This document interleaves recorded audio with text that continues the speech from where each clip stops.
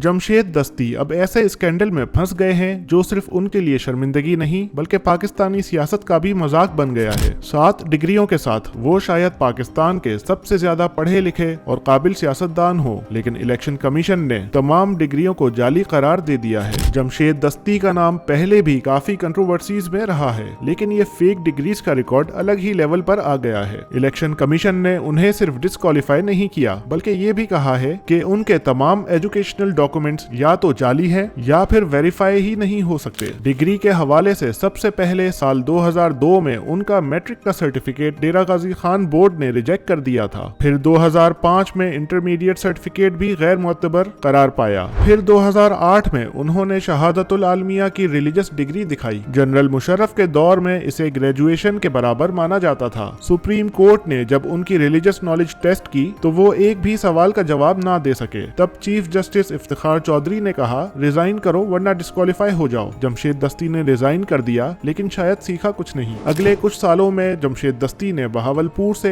FA और BA की डिग्रियां जमा करवाईं और इसी पर बेस करते हुए उन्होंने LLB में एडमिशन भी लिया। जब 2024 के इलेक्शंस में उन्होंने ये डिग्रीज दोबारा इस्तेमाल की तो फ्रेश स्क्रूटनी हुई और ये सब जाली साबित हुई। इलेक्शन कमीशन ऑफ पाकिस्तान ने जब उनकी FA डिग्री वेरीफाई करने के लिए कराची बोर्ड भेजी तो उनके नाम और डेट ऑफ बर्थ में भी तजाद पाया गया। और बात यहीं खत्म नहीं होती, उन पर एसेट्स छुपाने का भी इल्जाम लगा, जो इलेक्शन कमीशन ऑफ पाकिस्तान के सामने साबित भी हो गया। आखिरकार आर्टिकल 62 और 63 के तहत उनकी डिस्क्वालिफिकेशन का फैसला सुनाया गया। इस फैसले के बाद PTI ने ECP पर बायस्ड होने का इल्जाम लगाया और कहा कि अगर जमशेद दस्ती को डिस्क्वालीफाई किया गया है तो फिर PMLN के लीडर को भी फेक एफिडेविट पर निकालना चाहिए। लेकिन ऑपोजिशन का ये प्रेशर भी ECP को अपना फैसला बदलने पर मजबूर ना कर सका। जमशेद दस्ती एक वक्त में नेशनल असेंबली के अंदर रूलिंग पार्टी के खिलाफ बहुत ताकतवर आवाज बन चुके थे। उनकी डिस्क्वालिफिकेशन सिर्फ एक शख्स की नाकामी नहीं बल्कि उस सिस्टम के फेलियर का भी सबूत है जहां डिग्री लेना आसान है मगर तालीम हासिल करना मुश्किल। अब सवाल ये है कि अगर एक आदमी 7 जाली डिग्रियां लेकर पार्लियामेंट में पहुंच सकता है तो सिस्टम के अंदर और क्या कुछ होता रहा होगा। ऐसे में जो वाकई मेहनत करके आगे बढ़ते हैं उनके मुकाबले पर इस तरह के लोग बगैर किसी मेहनत के असल हकदार का भी हक छीन कर ले जाते हैं, लेकिन उन्हें रोकने वाला कोई नहीं।